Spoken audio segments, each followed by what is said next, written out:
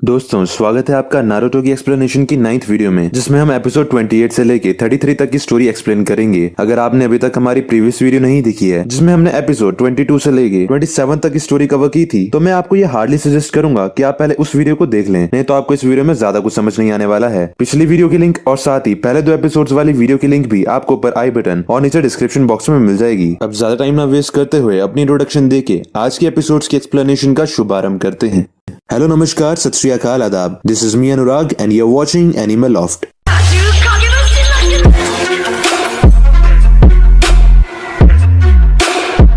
Episode 22 से 27 में हमने देखा कि टीम 7 एग्जाम हॉल में एंटर करती है और देखती है कि हर विलेज के निंजा चुनिन एग्जाम देने आए हैं। आगे टीम 7 की मुलाकात शिकामारू, चोजी, इनो, कीबा, शिनो और हिनाटा से होती है। इसके बाद उनकी मुलाकात काबुतो नाम के निंजा से होती है जो 7th बार एग्जाम दे रहा होता है। काबुतो के पास लगभग हर विलेज और हर निंजा की इन्फॉर्मेशन होती है। फर्स्ट चुनिन एग्जाम में रिटन टेस्ट होता है जो कि एक्चुअल में इन्फॉर्मेशन गैदरिंग स्किल का टेस्ट था। इसमें 26 टीम पास होती है, जिसमें टीम 7 जो की नारुतो, सास्के और साकुरा की टीम होती है, टीम 8 जो कि शिकामारू, चोजी और इनो की टीम होती है, और टीम 10 जो कि हिनाटा, कीबा और शिनो की टीम होती है। रॉकली की टीम, गारा की टीम और काबुतो की टीम भी शामिल होती है। सेकंड टेस्ट की एग्जामिनर मिताराशी आंको है और सेकंड टेस्ट एक सर्वाइवल प्रोग्राम है जिसमें गैनिन्स को 5 दिन के लिए 44 ट्रेनिंग एरिया के अंदर सर्वाइव करना है। टेस्ट स्टार्ट होता है और हम देखते हैं कि नारुतो झाड़ियों के पीछे से सुसु करके वापस आता है, लेकिन वो एक फेक होता है और सास्के ये पहचान लेता है और उस पर अटैक करता है। फिर वो निंजा अपनी असली फॉर्म दिखाता है और सास्के और साकुरा को मारने के लिए भागता है। अब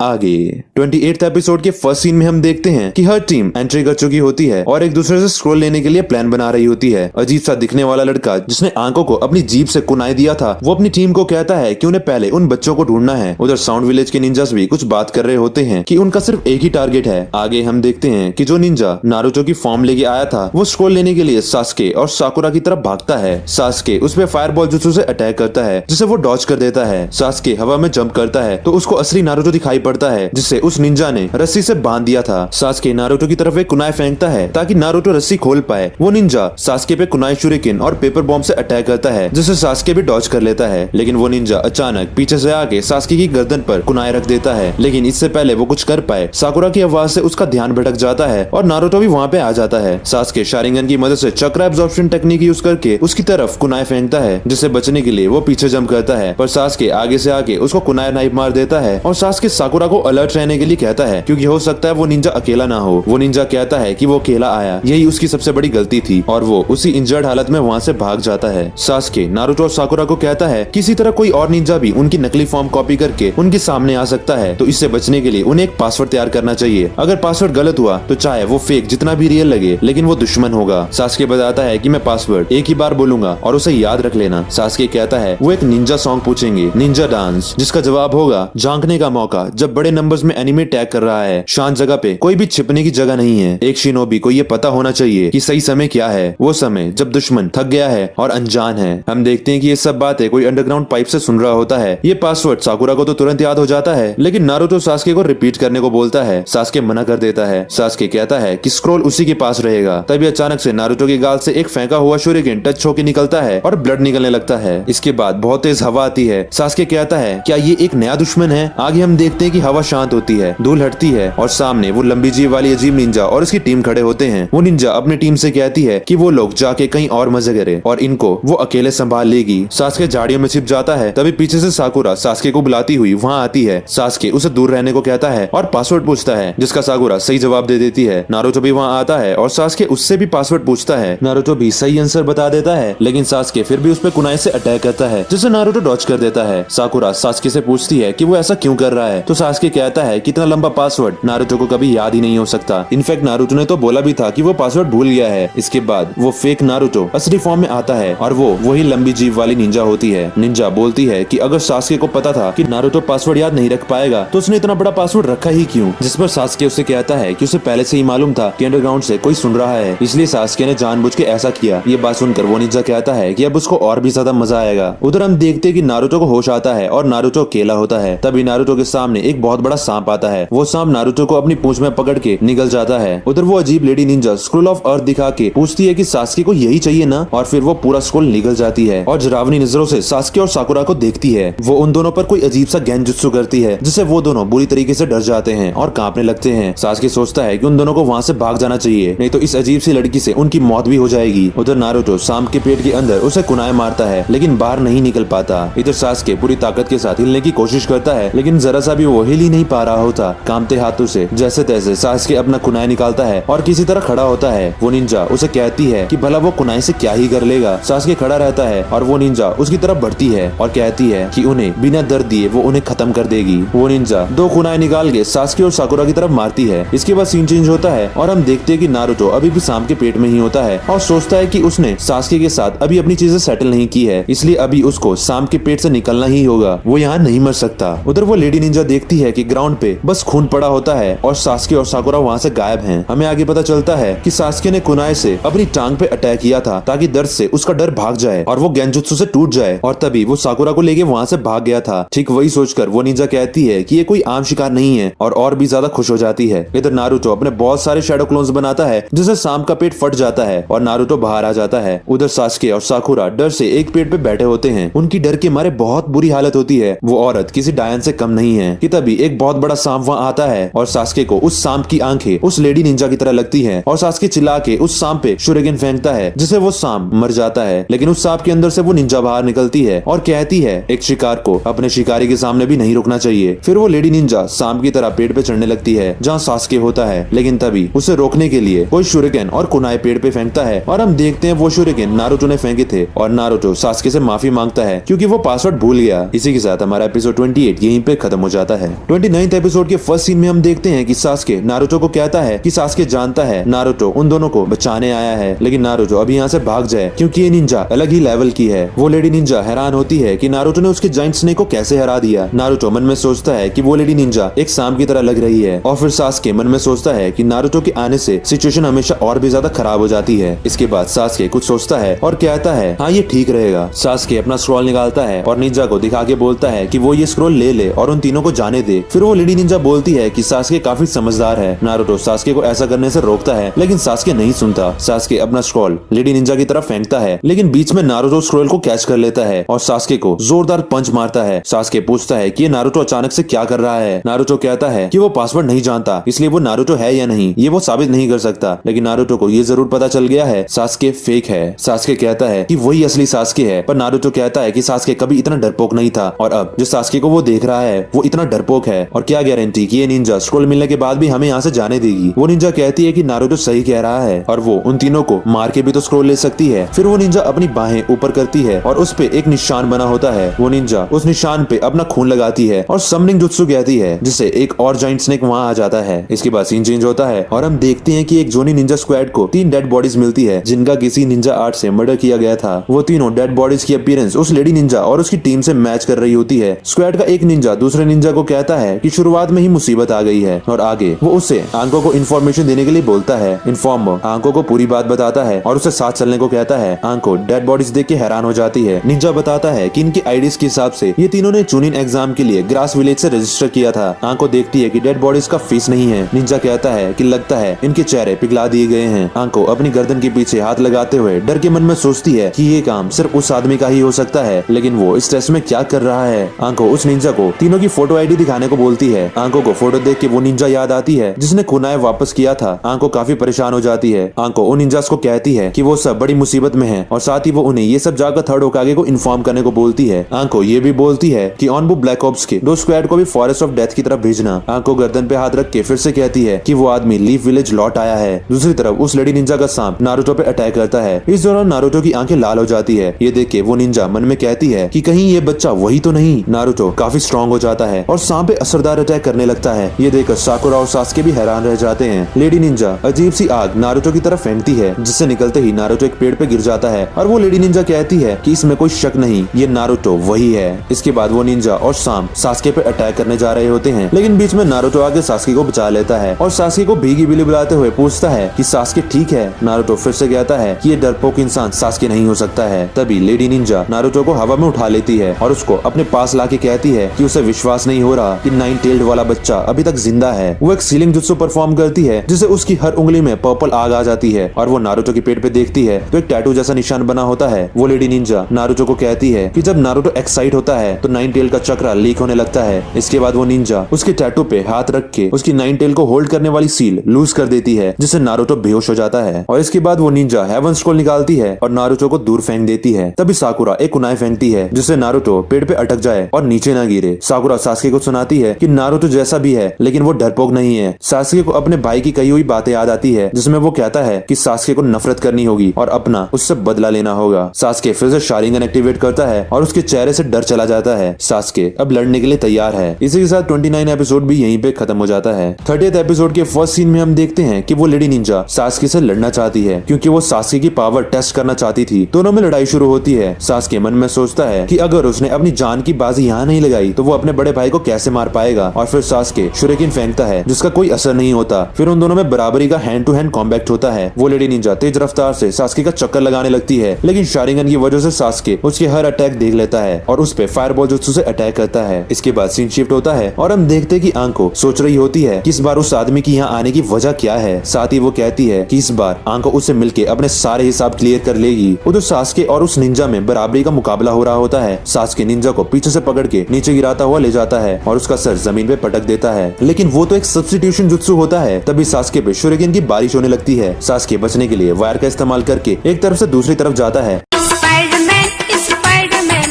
तूने चुराया मेरे दिल का चैन।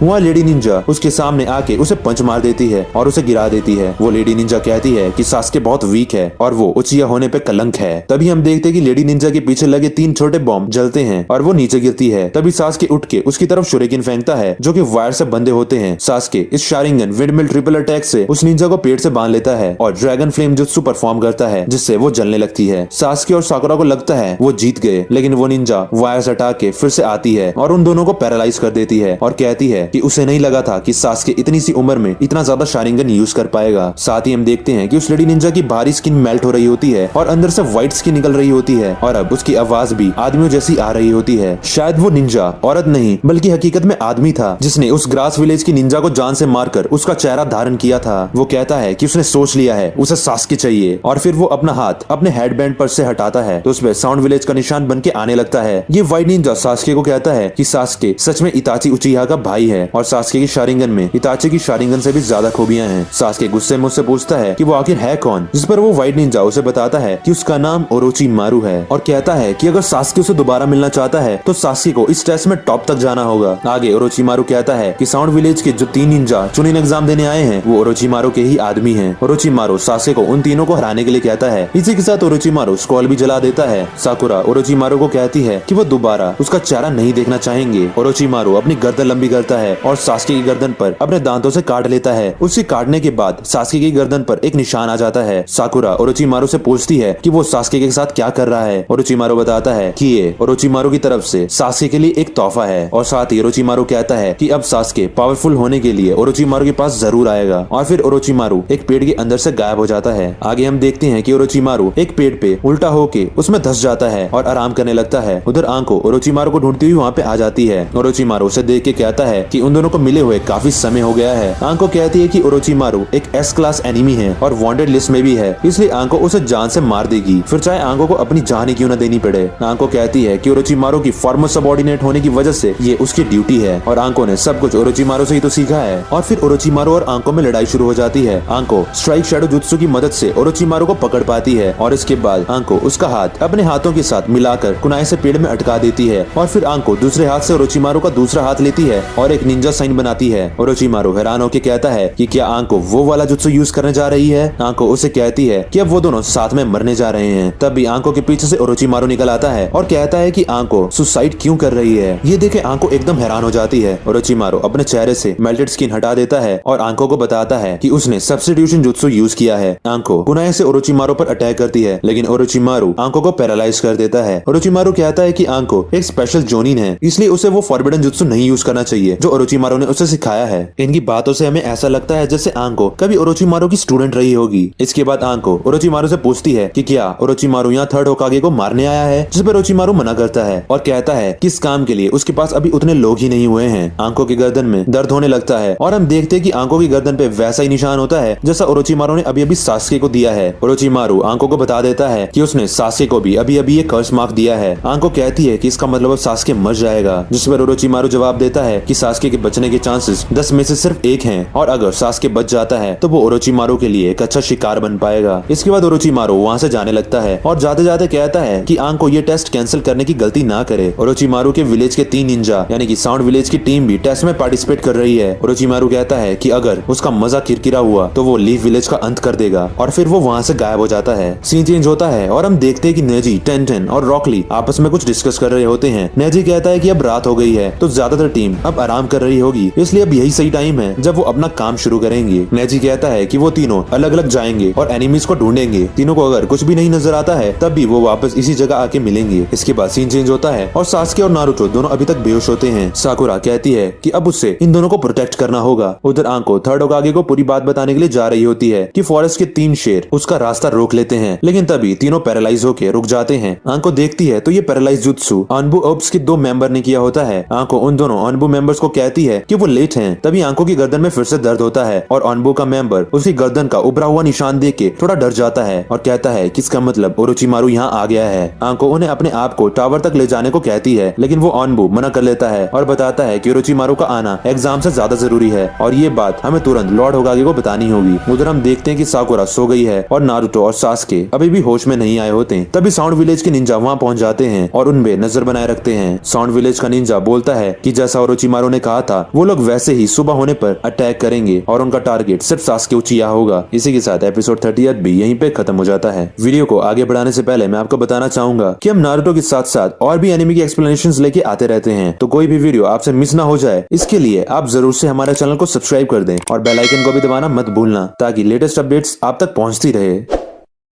31st एपिसोड के फर्स्ट सीन में हम देखते हैं कि साकुरा गीली पत्तियों से सास्के का बुखार कम कर रही होती है। साकुरा को नींद आ रही होती है, लेकिन साकुरा कहती है कि उसे नारुतो और सास्के को बचाना है, इसलिए उसे जागना होगा। एट लास्ट साकुरा की आंख लगी जाती है और एक भयानक से सपने से उसकी नींद सुबह जाके खुलती है। तभी झाड़ियों के पीछे से कुछ आवाजें आती है जिससे साकुरा डर जाती है और हाथ में कुनाई लेके पीछे देखती है। साकुरा देखती है कि वहाँ एक गिलहरी होती है और फिर वो कुनाई फेंक के उसे भगा देती है। साउंड विलेज के निंजा अभी भी उधर ही छिपे होते हैं और आपस में बात कर रहे होते हैं कि क्या साकुरा ने उस गिलहरी पे लगा पेपर बॉम्ब नोटिस कर लिया था। साथ ही साउंड विलेज का निंजा कहता है कि अब हमें आगे बढ़ना चाहिए। इसके बाद सीन चेंज होता है और हम देखते हैं कि रॉकली उस गिलहरी को उस पेपर बॉम्ब से बचा लेता है। नेजी कहीं पे कुछ नोटिस करता है और कहता है कि उसे पता है कि वहाँ कोई छुपा है और वहाँ टीममेट छुपी होती है। इनो कहती है कि उनकी हाइड स्ट्रेटेजी तो फेल हो गई, तो अब वो अपनी दूसरी स्ट्रेटेजी अपनाएंगे। शिकामारू, चोजी और इनो नेजी के सामने आ जाते हैं और इनो कहती है कि उन सबको नंबर 1 रूकी निंजा नेजी से मिलके अच्छा लगा और वो नेजी का ऑटोग्राफ चाहते हैं। ओ, तो ये थी इनकी सेकंड स्ट्रेटेजी। नेजी उन पे ज्यादा ध्यान नहीं देता। तभी इनो अपनी सेक्स अपील ट्राई करती है, यानी कि उसे अपनी अदाओं से थोड़ा लुभाने की कोशिश करती है, पर नेजी गेट लॉस्ट बोल के तुरंत वहाँ से चला जाता है। सख्त लौंडा भाई। इनो को गुस्सा आता है कि उसकी सेक्स अपील काम क्यों नहीं की। इनो भी लाइक,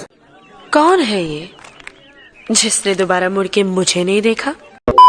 इसके बाद सीन चेंज होता है और हम देखते हैं कि साउंड विलेज के निंजा सामने आ जाते हैं और साकुरा को कहते हैं कि उन्हें सास्के से लड़ना है। साकुरा उन्हें कहती है कि साकुरा को पता है कि वो तीनों ओरोचिमारू के इशारे पे काम कर रहे हैं। ये बात जानकर दूसरा साउंड निंजा बोलता है कि वो साकुरा और सास्के दोनों को ही जान से मार देगा। पहला साउंड निंजा आगे बढ़ता है और एक ट्रैप को पहचान जाता है और वो समझ जाता है कि साकुरा ने कुनाए उस गिलहरी से बचने के लिए नहीं बल्कि उस गिलहरी को अपने ट्रैप में गिरने से बचाने के लिए फेंका था। आगे साउंड निंजा अपनी टीम से साकुरा को जान से मारने के लिए कहता है और तीनों हवा में जंप करते हैं और साकुरा एक और ट्रैप एक्टिवेट कर देती है, लेकिन उस ट्रैप को भी साउंड निंजा पार कर लेते हैं। तीनों साउंड निंजा साकुरा को मारने जा रहे होते हैं कि तभी वहाँ पर रॉकली आ जाता है और अपनी लीफ हुरिकेन से सबको पीछे हटा देता है। पूछने पर रॉकली अपना इंट्रो देता है। साकुरा ली से पूछती है कि वो यहाँ क्या कर रहा है, जिस पर ली कहता है कि वो हमेशा वहाँ आएगा जहाँ साकुरा मुसीबत में होगी, जिसमें साकुरा कहती है कि लेकिन साकुरा भी तो इस एग्जाम में ली की एनिमी है, जिस पर ली जवाब देता है कि ली ने एक दिन साकुरा को कहा था कि ली तब तक साकुरा को प्रोटेक्ट करेगा जब तक वो जिंदा है। साकुरा ली को थैंक्स बोलती है और ली खुशी से रोता हुआ मन में कहता है कि गाय सेंसे मैंने कर दिखाया। इसके बाद साउंड निंजा दूसरे निंजा को जाकू के घर बुलाता है और उसे सास्के को संभालने के लिए कहता है और कहता है कि ली और साकुरा को वो मार देगा। इसके बाद ली पर साउंड विलेज का निंजा अटैक करता है, जिसको ली अच्छे से डिफेंड कर लेता है और कहता है कि ली ने पहले भी उस साउंड विलेज का अटैक देखा है जब उसने काबुटो पर अटैक किया था। उधर हम देखते हैं कि शिकामारू चोजी और इनो की टीम 7 पे पड़ती है और वो पूरी लड़ाई देख रहे होते हैं। उधर नेजी और टेंटेन ली का वेट कर रहे होते हैं, लेकिन ली अभी तक वापस नहीं आया होता, जबकि वो टाइम का कितना पंक्चुअल है। और फिर नेजी और टेंटेन दोनों ली को ढूंढने निकल पड़ते हैं। ली याद करता है कि उसे गाय सेंसे ने एक जुत्सु सिखाया था जिसे सिर्फ वही सीख पाया था और कर पाया था। गाय सेंसे ने ली को बताया था कि एक फॉरबिडन जुत्सु है क्योंकि इससे मसल्स पे प्रेशर पड़ता है जो सिर्फ तब यूज करना जब किसी प्रीशियस इंसान की जान बचानी हो। ली के लिए वो प्रीशियस इंसान साकुरा होती है। ली उस लोटस टेक्निक को साउंड निंजा पे यूज करता है, जिसे वो पहले उसको हवा में उछालता है और फिर पीछे से जाके अपने हाथ की पट्टियों में उसे बांध लेता है और सिर के बल नीचे गिरता है। लेकिन दूसरा साउंड निंजा जाकू अपने जुत्सु से ग्राउंड को सॉफ्ट बना लेता है, जिससे उस साउंड निंजा को कुछ भी नहीं होता।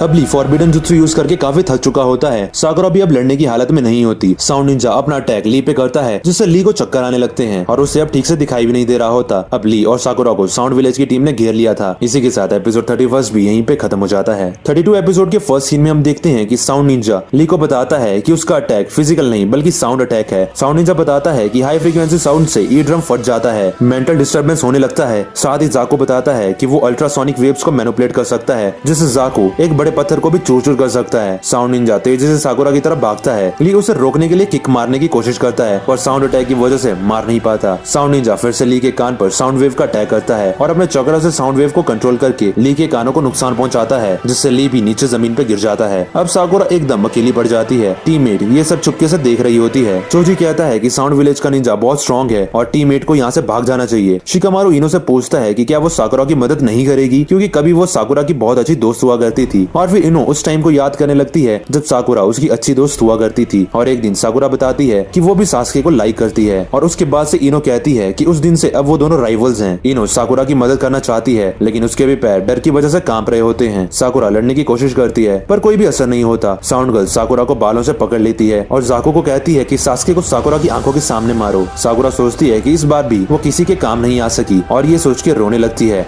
और फ्रस्ट्रेट हो जाती है। साथ ही हम देखते हैं कि सास्के के कर्स मार्क से कुछ डार्क कलर की एनर्जी निकल रही होती है। जाकू सास्के को मारने के लिए आगे बढ़ता है, तभी साकुरा एक कुनाई निकालती है, जिसको देखकर वो साउंड गर्ल बोलती है कि उस पे इसका कोई भी असर नहीं पड़ेगा। साकुरा हंसती है और अपने पीछे के बाल जो कि साउंड गर्ल ने पकड़े हुए थे उसे काट देती है। ये देखिए सब हैरान रह जाते हैं। साकुरा मन में वो हर एक समय याद करती है जब नारुतो, सास्के और ली ने उसकी जान बचाई थी और ये भी सोचती है कि साकुरा ऐसे एक्ट तो करती है कि उसे सब पता है, लेकिन आखिर में दूसरे लोगों को ही उसे बचाना पड़ता है। साकुरा कहती है कि अब वो कोशिश करेगी कि वो नारुतो, सास्के और ली जैसी बन पाए। साकुरा अब लड़ने के लिए तैयार होती है। जाकू साउंड गर्ल को किन नाम से बुलाता है और कहता है कि साकुरा को मार दो। किन साकुरा पे अटैक करती है, लेकिन वहाँ साकुरा का सब्स्टिट्यूशन होता है। जाकू साकुरा के मूवमेंट्स रीड करता है। साकुरा जाकू पे शुरिकेन से अटैक करती है पर जाकू डिफेंड कर लेता है और वापस साकुरा पे अटैक करता है, लेकिन इस बार भी साकुरा का सब्स्टिट्यूशन ही होता है। जाकू जानता है कि साकुरा अब ऊपर से आ रही है। जाकू उस पे कुनाई फेंकता है और इधर उधर देखता है कि अब साकुरा कहाँ से आएगी। जाकू देखता है कि जिस साकुरा पे उसने कुनाई मारी थी वही असली साकुरा थी, ना कि कोई सब्स्टिट्यूशन। साकुरा इतने कुनाई लगने के बाद भी जाकू की आर्म पे कुनाई मार देती है और दूसरे आर्म को अपने दांतों से दबा लेती है। जाकू उस पे लगातार पंच मारता है,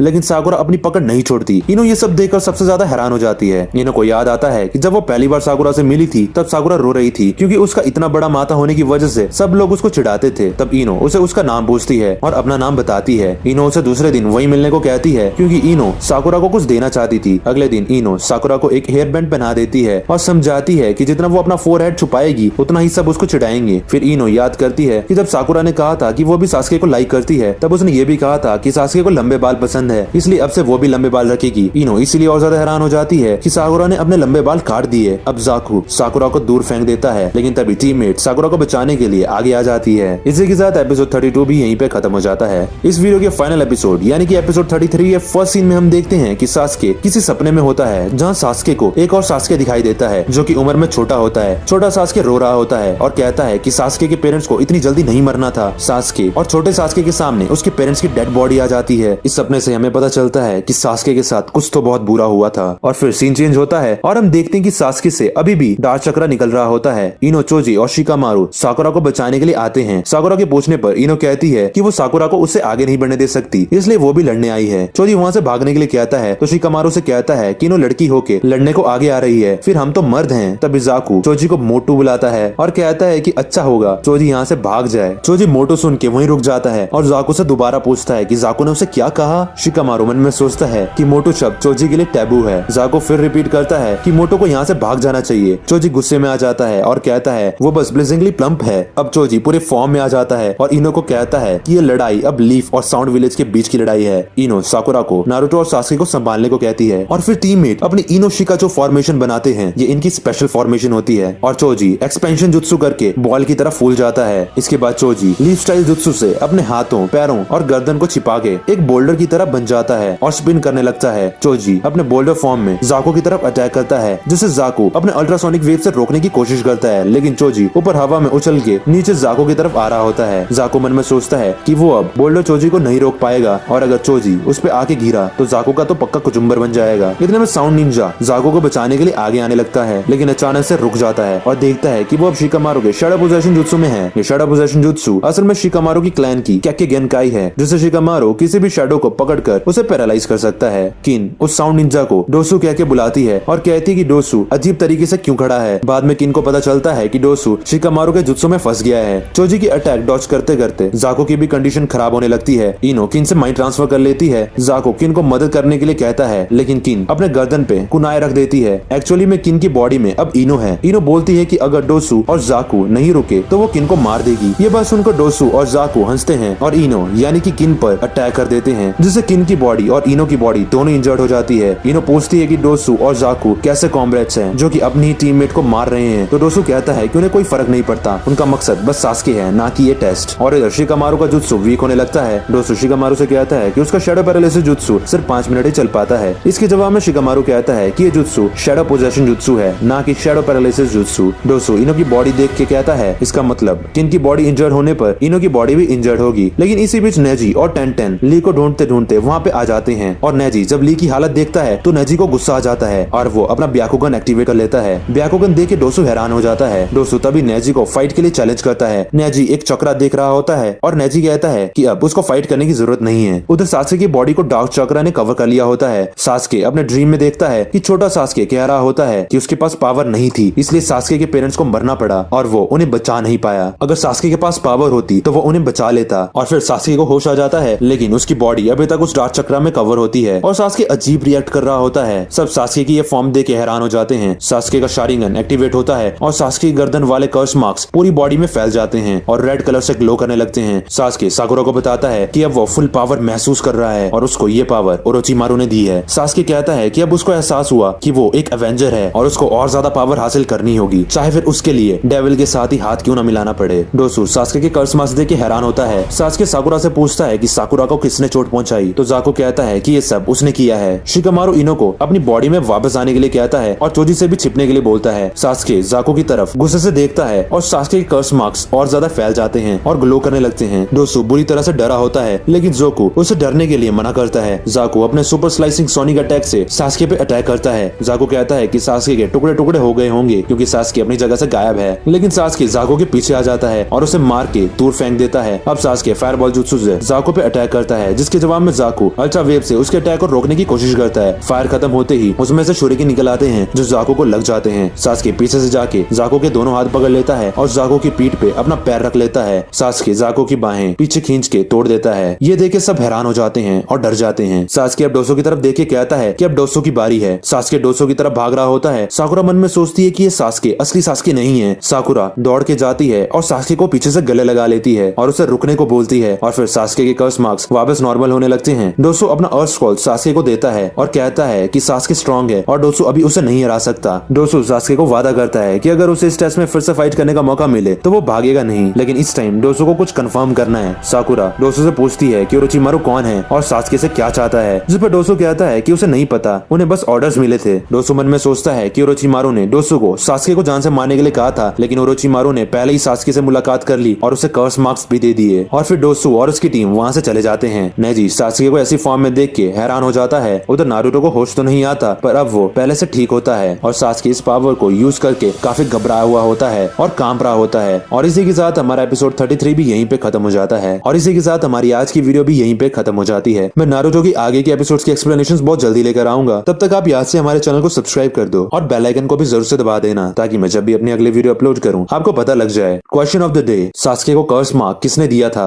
अगर आपको इस सवाल का जवाब पता है तो नीचे कमेंट सेक्शन में हमें अपने जवाब जरूर दें। If you like this video then please leave a like and give your opinion in the comment section below. Till then see you in the next video. Har Har Mahadev.